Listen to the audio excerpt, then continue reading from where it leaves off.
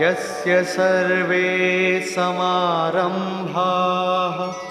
कामसङ्कल्पवर्जिताः ज्ञानाग्निदग्धकर्माणं तमाहुः पंडितं बुधाः।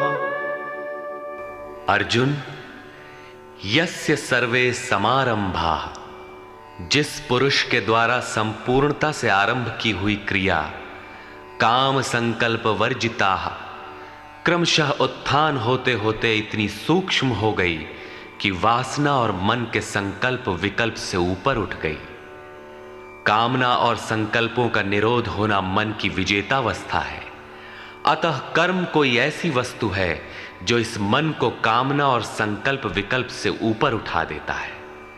उस समय ज्ञानाग्नि दग्ध कर्माणम, अंतिम संकल्प के भी शमन के साथ, जिसे हम नहीं जानते, जिसे जानने के लिए हम इच्छुक थे, उस परमात्मा की प्रत्यक्ष जानकारी हो जाती है। क्रियात्मक पथ पर चलकर परमात्मा की प्रत्यक्ष जानकारी का नाम ही ज्ञान है।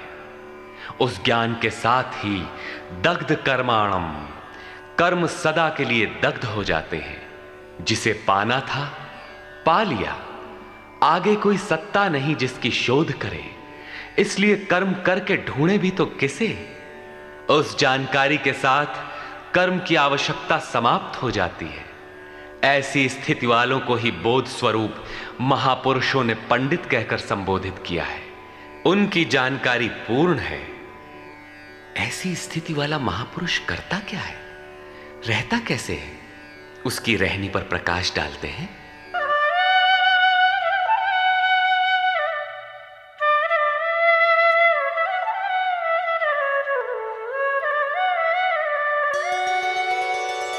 त्यक्त्वा कर्मफलासंगं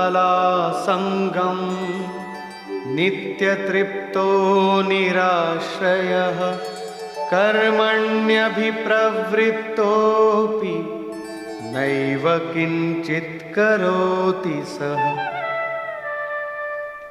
अर्जुन, वह पुरुष सांसारिक आश्रय से रहित होकर नित्य वस्तु परमात्मा में ही तृप्त रहकर कर्मों के फल परमात्मा की आसक्ति को भी त्याग कर कर्म में अच्छी प्रकार बरतता हुआ भी कुछ नहीं करता।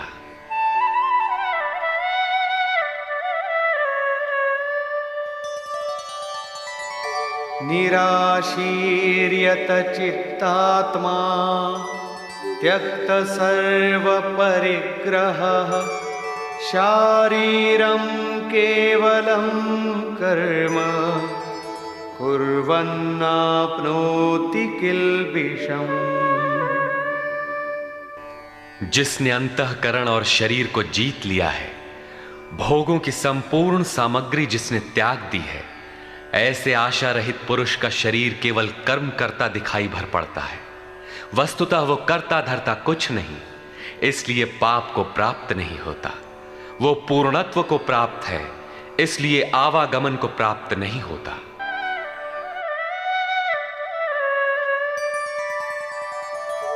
यदृच्छालाभ संतुष्टो द्वन्द्वातीतो विमत्सरः समः सिद्धावसिद्धौ च कृत्वापि न निबध्यते। अपने आप जो कुछ भी प्राप्त हो उसी में संतुष्ट रहने वाला, सुख दुख राग द्वेष और हर्ष शोकादि द्वंद्वों से परे, विमत्सरः ईर्ष्या रहित तथा सिद्धि और असिद्धि में समभाव वाला पुरुष कर्मों को करके भी नहीं बंधता। सिद्धि अर्थात जिसे पाना था वो अब भिन्न नहीं है और वो कभी विलग भी नहीं होगा, इसलिए असिद्धि का भी भय नहीं है। इस प्रकार सिद्धि और असिद्धि में समभाव वाला पुरुष कर्म करके भी नहीं बंधता। कौन सा कर्म वो करता है? वही नियत कर्म, यज्ञ की प्रक्रिया। इसी को दोहराते हुए कहते हैं,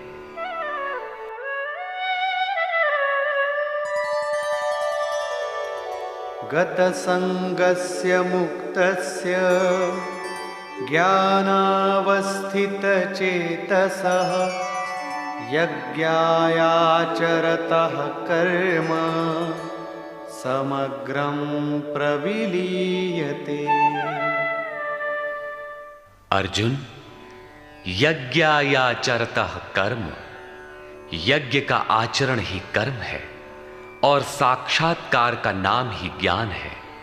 इस यज्ञ का आचरण करके साक्षात्कार के साथ ज्ञान में स्थित संग दोष और आसक्ति से रहित मुक्त पुरुष के संपूर्ण कर्म भली प्रकार विलीन हो जाते हैं। वे कर्म कोई परिणाम उत्पन्न नहीं कर पाते, क्योंकि कर्मों का फल परमात्मा उनसे भिन्न नहीं रह गया। अब फल में कौन सा फल लगेगा? इसलिए उन मुक्त पुरुषों को अपने लिए कर्म करने की आवश्यकता समाप्त हो जाती है। फिर भी लोक संग्रह के लिए वे कर्म करते ही हैं और करते हुए भी वे इन कर्मों से लिप्त नहीं होते। जब करते हैं तो लिप्त क्यों नहीं होते? इस पर कहते हैं,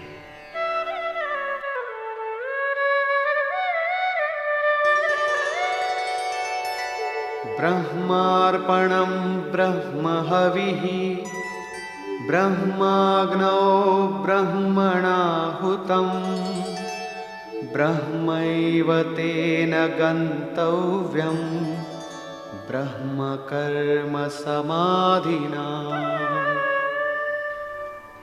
ऐसे मुक्त पुरुष का समर्पण ब्रह्म है, हवि ब्रह्म है, अग्नि भी ब्रह्म ही है। अर्थात ब्रह्म रूप अग्नि में ब्रह्म रूपी कर्ता द्वारा जो हवन किया जाता है वो भी ब्रह्म है। ब्रह्म कर्म समाधिना, जिसके कर्म ब्रह्म का स्पर्श करके समाधिस्थ हो चुके हैं, उसमें विलय हो चुके हैं, ऐसे महापुरुष के लिए जो प्राप्त होने योग्य है वो भी ब्रह्म ही है। वो कर्ता धर्ता कुछ नहीं, केवल लोक संग्रह के लिए कर्म में बरतता है।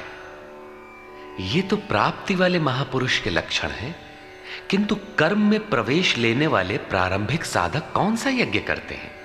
अब यहां उसी यज्ञ को स्पष्ट करते हैं।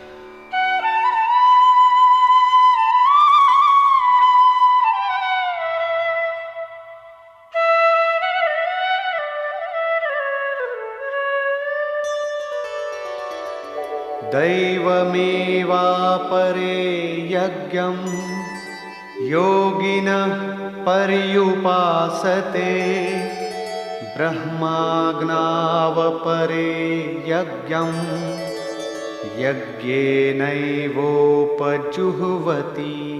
गत श्लोक में योगेश्वर श्री कृष्ण ने परमात्म स्थित महापुरुषों के यज्ञ का निरूपण किया, किंतु दूसरे योगी जो अभी उस तत्व में स्थित नहीं हुए हैं, क्रिया में प्रवेश करने वाले हैं, वे आरंभ कहां से करें?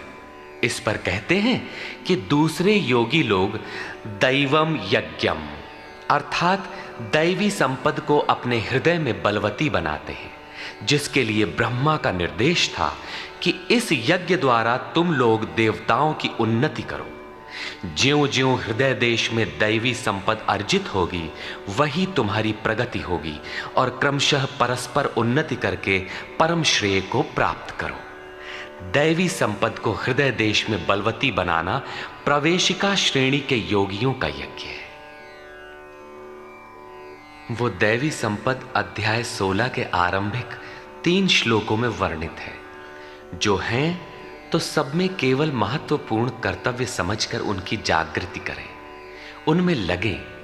इन्हीं को इंगित करते हुए योगेश्वर ने कहा कि अर्जुन, तू शोक मत कर, क्योंकि तू दैवी संपद को प्राप्त हुआ है। तू मुझ में निवास करेगा, मेरे ही शाश्वत स्वरूप को प्राप्त करेगा, क्योंकि ये दैवी संपद परम कल्याण के लिए ही है। और इसके विपरीत आसुरी संपद नीच और अधम योनियों का कारण है। इसी आसुरी संपद का हवन होने लगता है, इसलिए ये यज्ञ है और यहीं से यज्ञ का आरंभ है। दूसरे योगी ब्रह्माग्नौ पर ब्रह्म परमात्म रूप अग्नि में यज्ञ के द्वारा ही यज्ञ का अनुष्ठान करते हैं। श्री कृष्ण ने आगे बताया कि इस शरीर में अधियज्ञ मैं हूं। यज्ञों का अधिष्ठाता अर्थात यज्ञ जिसमें विलय होते हैं वो पुरुष मैं हूं। श्री कृष्ण एक योगी थे, सद्गुरु थे। इस प्रकार दूसरे योगी जन ब्रह्म रूपी अग्नि में यज्ञ अर्थात यज्ञ स्वरूप सद्गुरु को उद्देश्य बनाकर यज्ञ का अनुष्ठान करते हैं। सारांशतः सद्गुरु के स्वरूप का ध्यान करते हैं।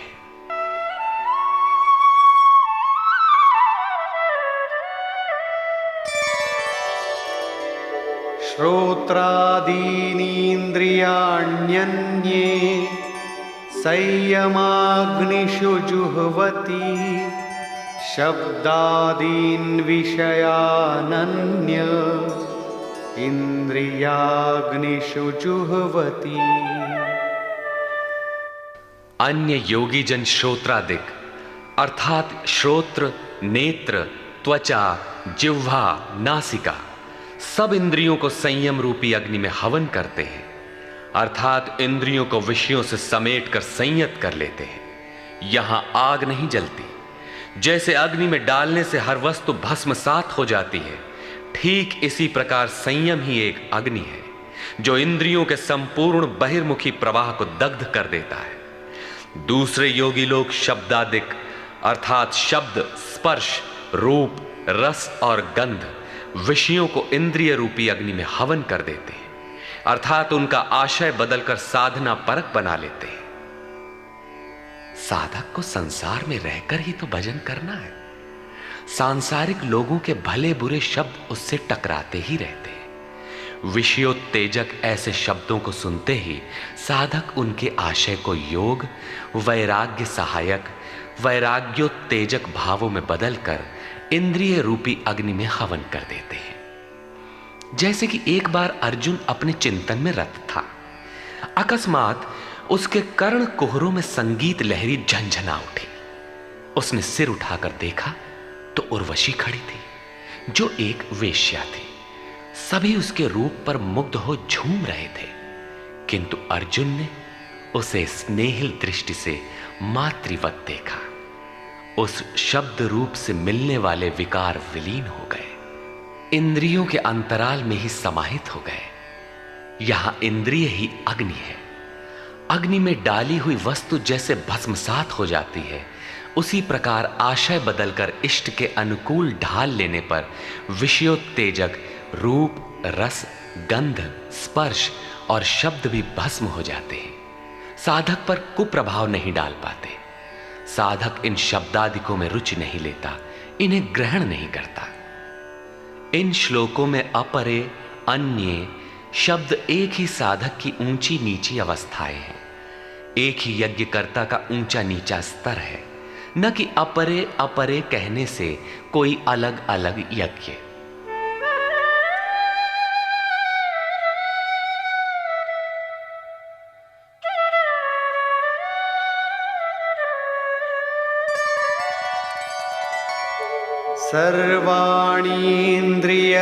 सर्वाणीन्द्रियकर्माणि प्राणकर्माणि चापरे आत्मसंयमयोगाग्नौ जुह्वति ज्ञानदीपिते।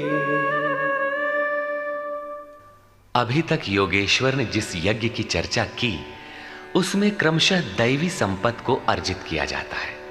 इंद्रियों की संपूर्ण चेष्टाओं का संयम किया जाता है। बलात् विषयोत्तेजक शब्दादिकों के टकराने पर भी उनका आशय बदलकर उनसे बचा जाता है। इससे उन्नत अवस्था होने पर दूसरे योगी जन संपूर्ण इंद्रियों की चेष्टाओं तथा प्राण के व्यापार को साक्षात्कार सहित ज्ञान से प्रकाशित परमात्म स्थिति रूपी योगाग्नि में हवन करते हैं। जब संयम की पकड़ आत्मा के साथ तद्रूप हो जाती है, प्राण और इंद्रियों का व्यापार भी शांत हो जाता है, उस समय विषयों को उद्दीप्त करने वाली और इष्ट में प्रवृत्ति दिलाने वाली दोनों धाराएं आत्मसात हो जाती हैं। परमात्मा में स्थिति मिल जाती है। यज्ञ का परिणाम निकल आता है। ये है यज्ञ की पराकाष्ठा। जिस परमात्मा को पाना था, उसी में स्थिति आ गई तो शेष क्या रहा। पुनः योगेश्वर श्री कृष्ण यज्ञ को भली प्रकार समझाते हैं।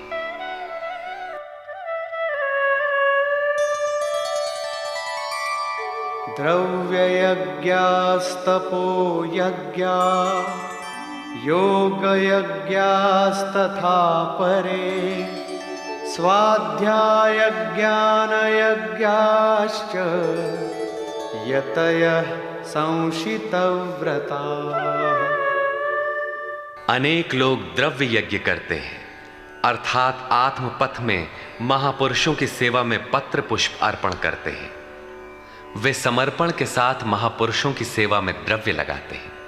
श्री कृष्ण आगे कहते हैं कि भक्ति भाव से पत्र पुष्प फल जल जो कुछ भी मुझे देता है उसे मैं खाता हूं और उसका परम कल्याण सृजन करने वाला होता हूं। यह भी यज्ञ ही है। हर आत्मा की सेवा करना, भूले हुए को आत्मपथ पर लाना द्रव्य यज्ञ है, क्योंकि प्राकृतिक संस्कारों को जलाने में समर्थ हैं। इसी प्रकार कई पुरुष तपोयज्ञ, स्वधर्म पालन में इंद्रियों को तपाते हैं, अर्थात स्वभाव से उत्पन्न क्षमता के अनुसार यज्ञ की निम्न और उन्नत अवस्थाओं के बीच तपते हैं। इसी पथ की अल्पज्ञता में पहली श्रेणी का साधक शूद्र परिचर्या द्वारा, वैश्य दैवी संपद के संग्रह द्वारा, क्षत्रिय काम क्रोधादि के उन्मूलन द्वारा और ब्राह्मण ब्रह्म में प्रवेश की योग्यता के स्तर से इंद्रियों को तपाता है। सबको एक जैसा परिश्रम करना पड़ता है। वास्तव में यज्ञ एक ही है, अवस्था के अनुसार ऊंची नीची श्रेणियां गुजरती जाती है। पूज्य महाराज जी कहते थे, मन सहित इंद्रियों और शरीर को लक्ष्य के अनुरूप तपाना ही तप कहलाता है। ये लक्ष्य से दूर भागेंगे, इन्हें समेट कर उधर ही लगाओ। अनेक पुरुष योग यज्ञ का आचरण करते हैं। प्रकृति में भटकती हुई आत्मा का प्रकृति से परे परमात्मा से मिलन का नाम योग है। योग की परिभाषा अध्याय 6/23 में दृष्टव्य है। सामान्यतः दो वस्तुओं का मिलन योग कहलाता है।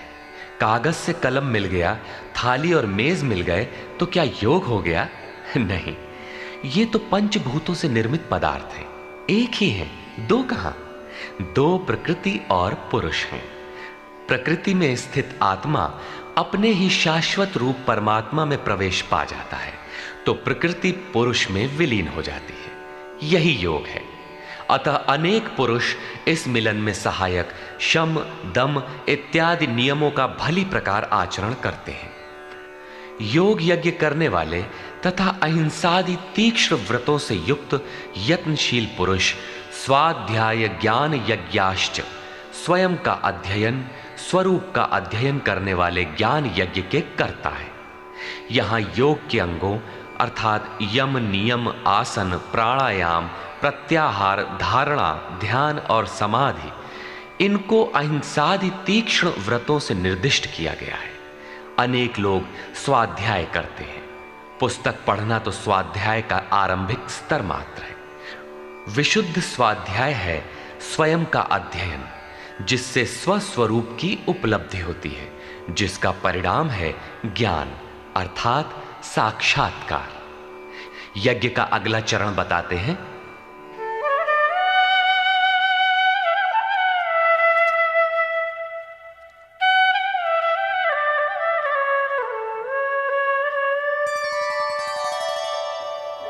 अपाने जुह्वति प्राणं प्राणे पानं तथा परे प्राणापानगतिरुद्ध्वा प्राणायामपरायणाः।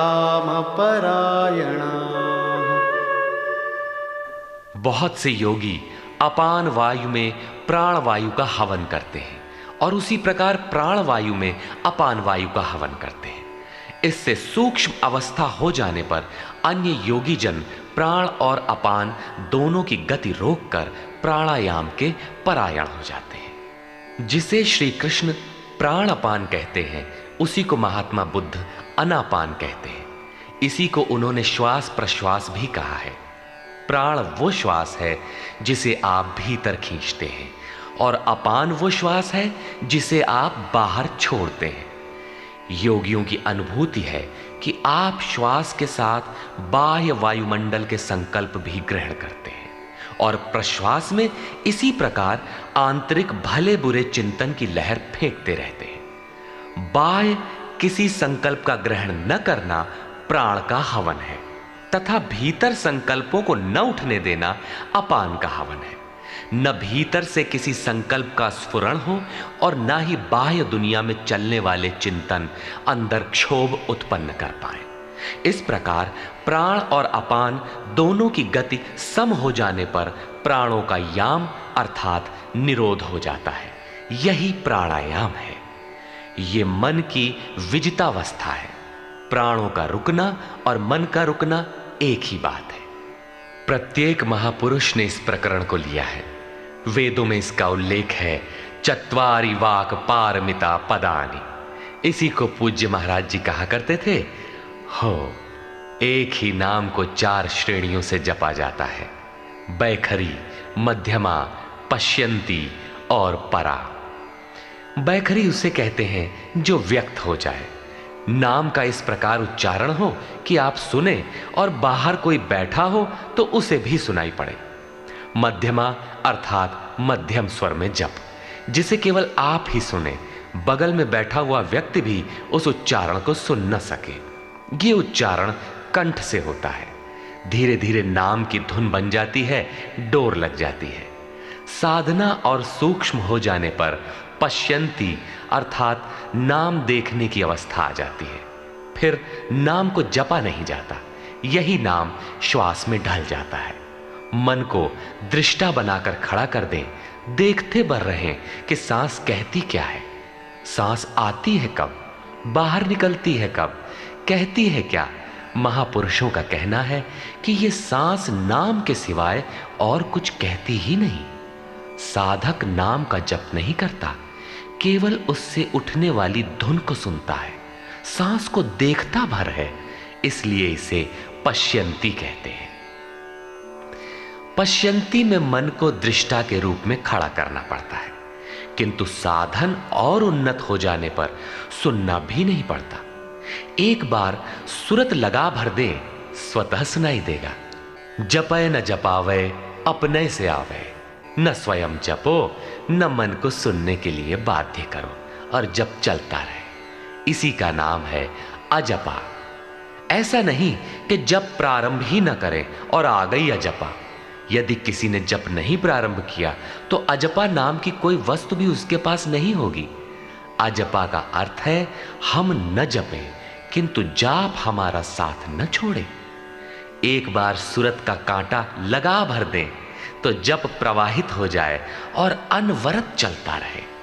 इस स्वाभाविक जप का नाम है अजपा, और यही है परावाणी का जप। ये प्रकृति से परे तत्व परमात्मा में प्रवेश दिलाती है। इसके आगे वाणी में कोई परिवर्तन नहीं है। परम का दिग्दर्शन करा के उसी में विलीन हो जाती है, इसलिए इसे परा कहते हैं। मन श्वास के साथ जुड़ा है।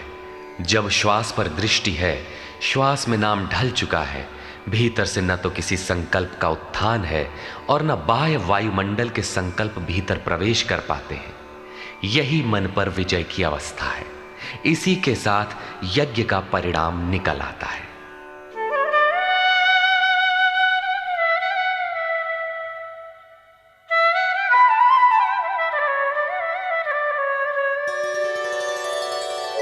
अपरे नियताहाराः प्राणान् प्राणेषु जुह्वति सर्वेप्येते यज्ञविदो यज्ञक्षपितकल्मषाः।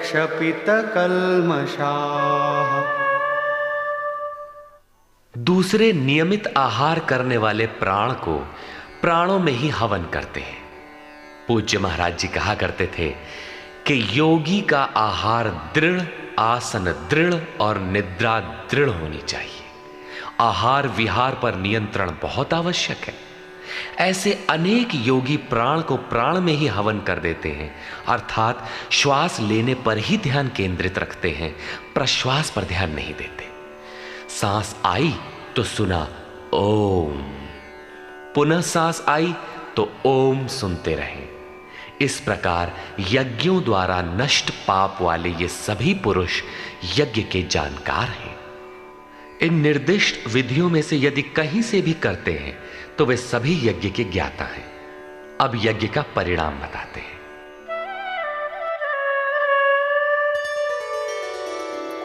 यज्ञशिष्टामृतभुजो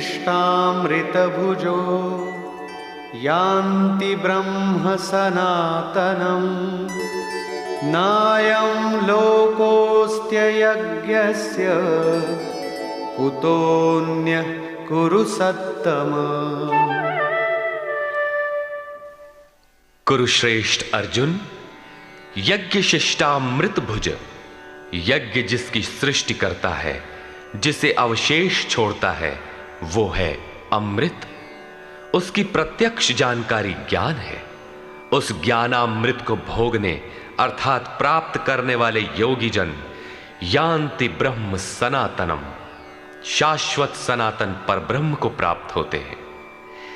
यज्ञ कोई ऐसी वस्तु है जो पूर्ण होते ही सनातन पर ब्रह्म में प्रवेश दिला देती है। यज्ञ न करें तो आपत्ति क्या है? श्री कृष्ण कहते हैं कि यज्ञ रहित पुरुष को पुनः ये मनुष्य लोक अर्थात मानव शरीर भी सुलभ नहीं होता, फिर अन्य लोग कैसे सुखदायी होंगे? उसके लिए तो तिर्यक योनियां सुरक्षित हैं, इससे अधिक कुछ नहीं। अतः यज्ञ करना मनुष्य मात्र के लिए नितांत आवश्यक है।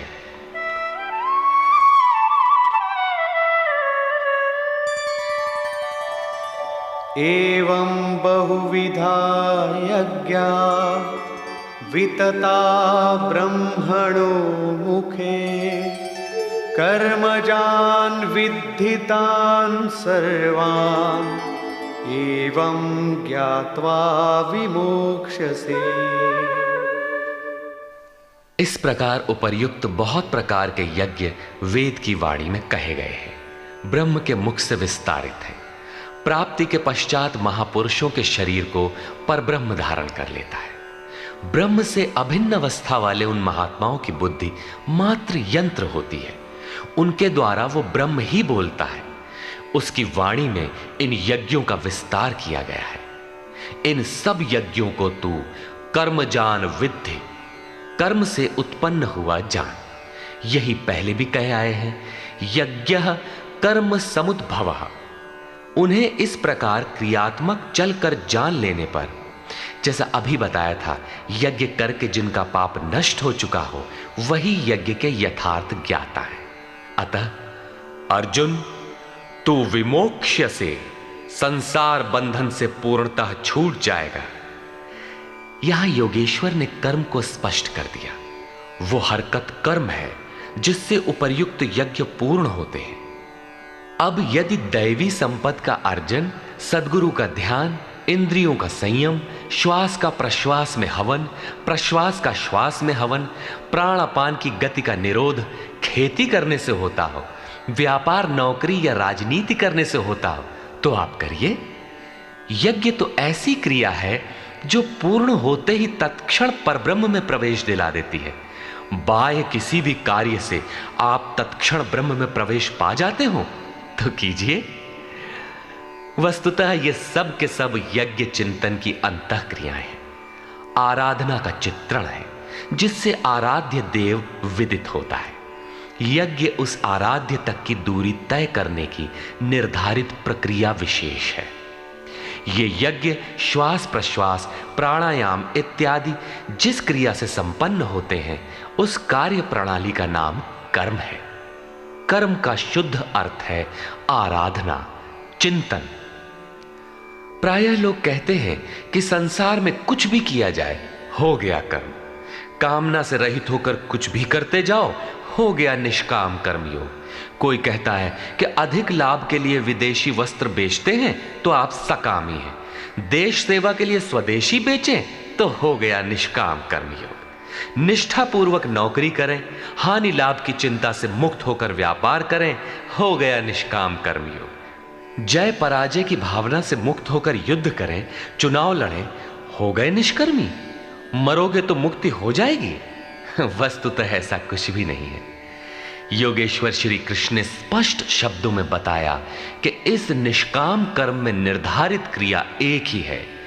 व्यवसायात्मिका बुद्धिरेकेह कुरु नंदन। अर्जुन, तू निर्धारित कर्म को कर। यज्ञ की प्रक्रिया ही कर्म है। यज्ञ क्या है? श्वास प्रश्वास का हवन, इंद्रियों का संयम, यज्ञ स्वरूप महापुरुष का ध्यान, प्राणायाम, प्राणों का निरोध। ये यज्ञ जिससे होने लगे उस क्रिया का नाम कर्म है। संपूर्ण गीता में एक भी श्लोक ऐसा नहीं है जो सांसारिक कार्य व्यापारों का समर्थन करता हो। प्रायः यज्ञ का नाम आने पर लोग बाहर एक यज्ञ वेदी बनाकर तिल जौ लेकर स्वाहा बोलते हुए हवन प्रारंभ कर देते हैं। यह एक धोखा है। द्रव्य यज्ञ दूसरा है जिसे श्री कृष्ण ने कई बार कहा, किंतु पशु बलि, वस्तुदाह इत्यादि से इसका कोई संबंध नहीं है।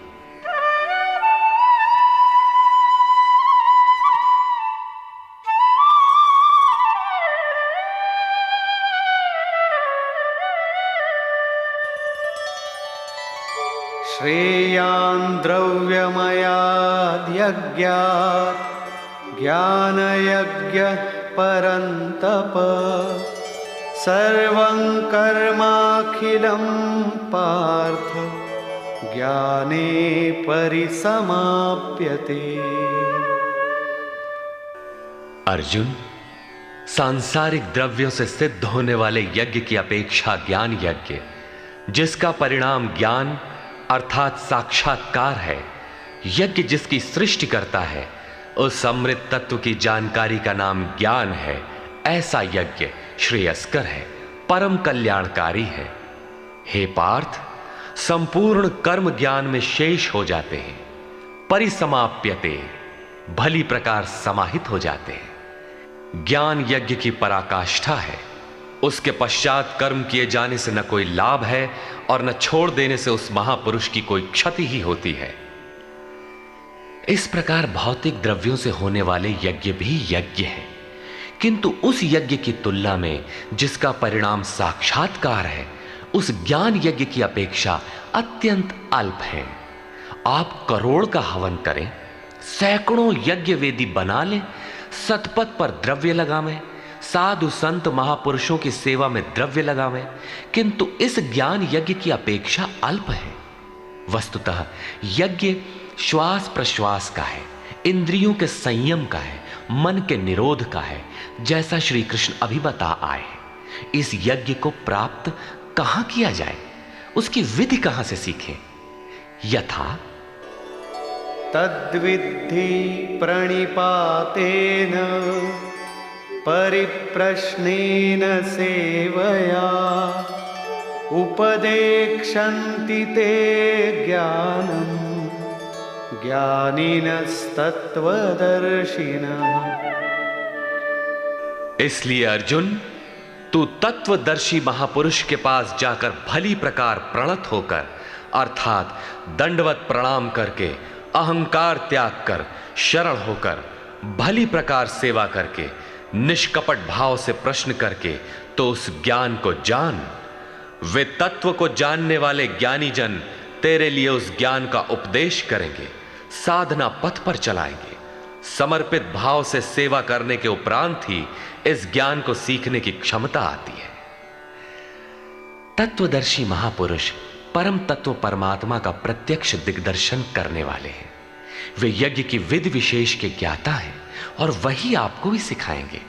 यदि अन्य यज्ञ होता तो ज्ञानी तत्वदर्शी की क्या आवश्यकता थी? स्वयं भगवान के सामने ही तो अर्जुन खड़ा था। भगवान उसे तत्वदर्शी के पास क्यों भेजते हैं?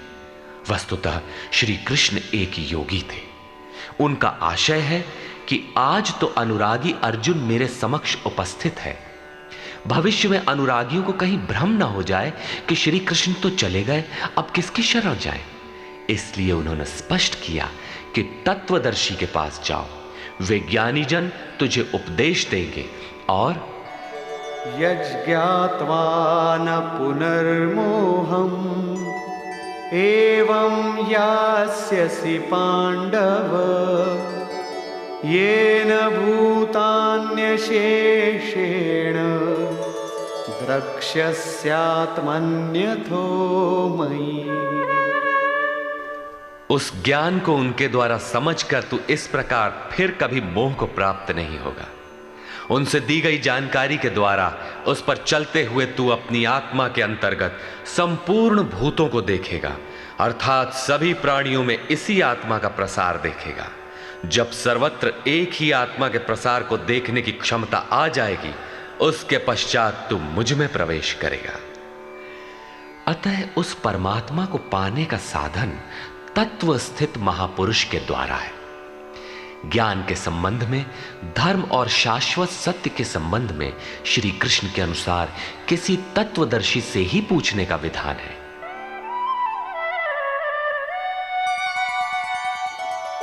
अपि चेदसि पापेभ्यः सर्वेभ्यः पापकृत्तमः सर्वं ज्ञानप्लवेनैव वृजिनं संतरिष्यसि।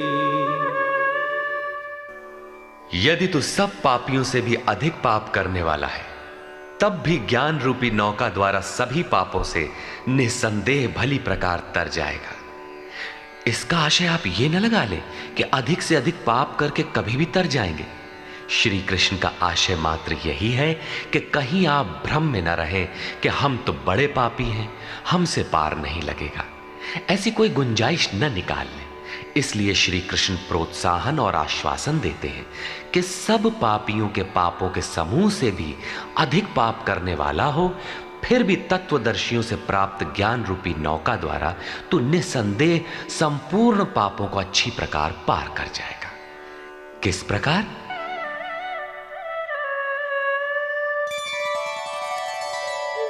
यथैधांसि समिद्धोऽग्निः भस्मसात् कुरुतेऽर्जुन ज्ञानाग्निः सर्वकर्माणि भस्मसात् कुरुते तथा।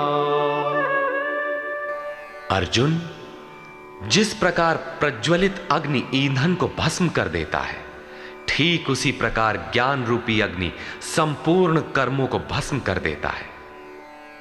यह ज्ञान की प्रवेशिका नहीं है जहां से यज्ञ में प्रवेश मिलता है, वरन यह ज्ञान अर्थात साक्षात्कार की पराकाष्ठा का चित्रण है, जिसमें पहले विजातीय कर्म भस्म होते हैं और फिर प्राप्ति के साथ चिंतन कर्म भी उसी में विलय हो जाते हैं।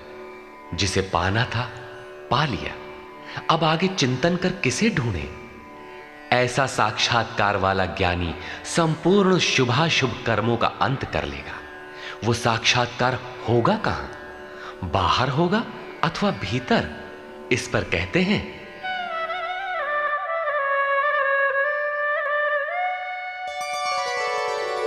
नहि ज्ञानेन सदृशं पवित्रमिह विद्यते तत्स्वयं योग संसिद्धः कालेनात्मनि विन्दति। इस संसार में ज्ञान के समान पवित्र करने वाला निसंदेह कुछ भी नहीं है। उस ज्ञान अर्थात साक्षात्कार को तू स्वयं, दूसरा नहीं, योग की परिपक्व अवस्था में, आरंभ में नहीं, अपनी आत्मा के अंतर्गत हृदय देश में ही अनुभव करेगा, बाहर नहीं। इस ज्ञान के लिए कौन सी योग्यताएं अपेक्षित हैं? योगेश्वर के ही शब्दों में,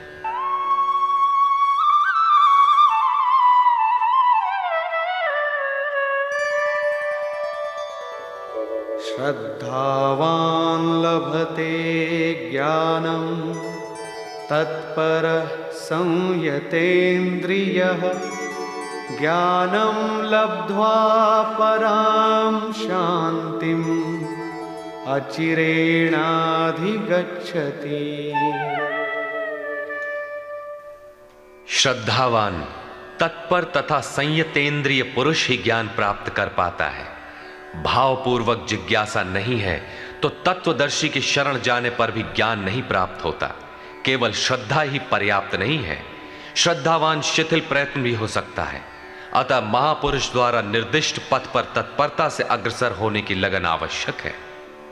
इसके साथ ही संपूर्ण इंद्रियों का संयम अनिवार्य है। जो वासनाओं से विरत नहीं है उसके लिए साक्षात्कार अर्थात ज्ञान की प्राप्ति कठिन है। केवल श्रद्धावान आचरणरत संयतेंद्रिय पुरुष ही ज्ञान प्राप्त करता है। ज्ञान को प्राप्त कर वो तत्क्षण परम शांति को प्राप्त हो जाता है, जिसके पश्चात कुछ भी पाना शेष नहीं रहता। और जहां श्रद्धा नहीं है, अज्ञश्चा श्रद्धानश्च संशयात्मा विनश्यति नायं लोकोस्ति न परो न सुखम संशयात्मनः। अज्ञानी जो यज्ञ के विधि विशेष से अनभिज्ञ है एवं श्रद्धा रहित तथा संशय युक्त पुरुष इस परमार्थ पथ से भ्रष्ट हो जाता है। उनमें भी संशय युक्त पुरुष के लिए न तो सुख है, न पुनः मनुष्य शरीर है और न परमात्मा ही। अतः तत्वदर्शी महापुरुष के पास जाकर इस पथ के संशयों का निवारण कर लेना चाहिए, अन्यथा वे वस्तु का परिचय कभी नहीं पाएंगे। फिर पाता कौन है?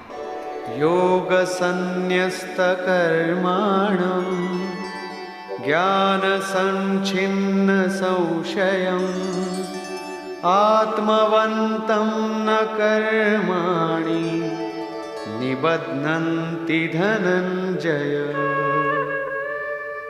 जिसके कर्म योग द्वारा भगवान में समाहित हो चुके हैं, जिसका संपूर्ण संशय परमात्मा की प्रत्यक्ष जानकारी द्वारा नष्ट हो गया है, परमात्मा से संयुक्त ऐसे पुरुष को कर्म नहीं बांधते।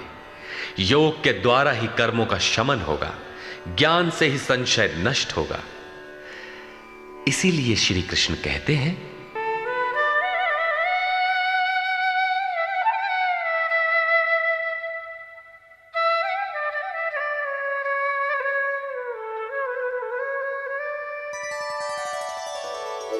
तस्मादज्ञानसम्भूतं हृत्स्थं ज्ञानासिनात्मनः चित्वैनं संशयं योगम् आतिष्ठोत्तिष्ठ भारत। इसलिए भरतवंशी अर्जुन, तू योग में स्थित हो और अज्ञान से उत्पन्न हुए हृदय में स्थित अपने संशय को ज्ञान रूपी तलवार से काट युद्ध के लिए खड़ा हो। जब साक्षात्कार में बाधक संशय शत्रु मन के भीतर है तो बाहर कोई किसी से क्यों लड़ेगा? वस्तुतः जब आप चिंतन पथ पर अग्रसर होते हैं तब संशय से उत्पन्न बाह्य प्रवृत्तियां बाधा के रूप में स्वाभाविक है। ये शत्रु के रूप में भयंकर आक्रमण करती हैं। संयम के साथ यज्ञ की विधि विशेष का आचरण करते हुए इन विकारों का पार पाना ही युद्ध है, जिसका परिणाम परम शांति है। यही अंतिम विजय है, जिसके पीछे हार नहीं है। निष्कर्ष, योगेश्वर श्री कृष्ण ने बताया कि अव्यक्त, अविनाशी, अजन्मा और संपूर्ण भूतों में प्रवाहित होने पर भी आत्म माया योग प्रक्रिया द्वारा अपनी त्रिगुणमयी प्रकृति को वश में करके मैं प्रकट होता हूं। प्रकट होकर करते क्या है? साध्य वस्तुओं को परित्राण देने तथा जिनसे दूषित उत्पन्न होते हैं उनका विनाश करने के लिए, परम धर्म परमात्मा को स्थिर करने के लिए मैं आरंभ से पूर्ति पर्यंत पैदा होता हूं। मेरा वो जन्म और कर्म दिव्य है, उसे केवल तत्वदर्शी ही जान पाते हैं। इस प्रकार उन्होंने भगवान के आविर्भाव की विधि बताया कि वो किसी अनुरागी के हृदय में होता है, बाहर कदापि नहीं। श्री कृष्ण ने बताया कि मुझे कर्म नहीं बांधते और इस स्तर से जो मानता है उसे भी कर्म नहीं बांधता। योगेश्वर ने स्पष्ट किया कि वो ज्ञान तू स्वयं आचरण करके पाएगा, दूसरे के आचरण से तुझे नहीं मिलेगा। वो भी योग की सिद्धि के काल में प्राप्त होगा, प्रारंभ में नहीं। वो ज्ञान अर्थात साक्षात्कार हृदय देश में होगा, बाहर नहीं।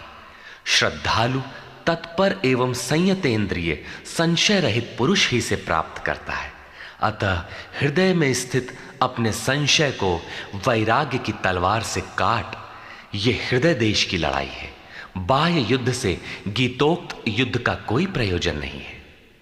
इस अध्याय में योगेश्वर श्री कृष्ण ने मुख्य रूप से यज्ञ का स्वरूप स्पष्ट किया और बताया कि यज्ञ जिससे पूरा होता है उसे करने अर्थात कार्य प्रणाली का नाम कर्म है। अतः ओम तत्सदिति श्रीमद् भगवद गीता सूपनिषत्सु ब्रह्म विद्यायाम योग शास्त्रे श्री कृष्णार्जुन संवादे यज्ञ कर्म स्पष्टीकरण नाम चतुर्थो अध्याय। इस प्रकार स्वामी अड़गड़ानंद कृत श्रीमद् भगवद गीता के भाष्य यथार्थ गीता का चौथा अध्याय पूर्ण होता है। हरि ओम तत्सत।